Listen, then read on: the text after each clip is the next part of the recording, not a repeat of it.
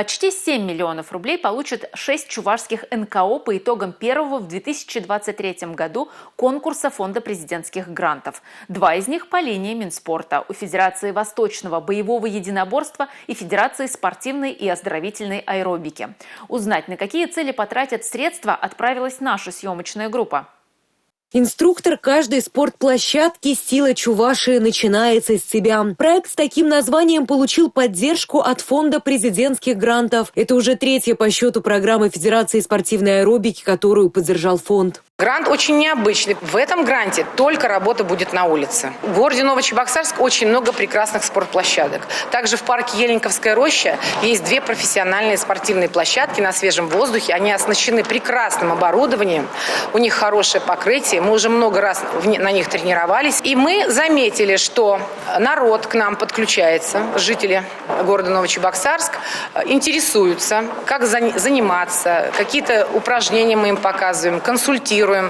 И особенно старшее поколение к нам всегда подходит, спрашивает, с нами даже занимаются. Особенно люди не знают, как правильно растягиваться и работать на тренажерах. Спортивные праздники, игры, массовые зарядки, мастер-классы, аэртренинги и все это на свежем воздухе. С февраля по август все желающие могут присоединиться к спортсменам. Им помогут правильно выполнять упражнения, в том числе и на тренажерах. Это очень важно, чтобы был инструктор, следил за всеми, как они делают, что они выполняют. Также следил за техникой безопасности. И сам же я являюсь волонтером, помогаю во всех грантах Оксане Сергеевне.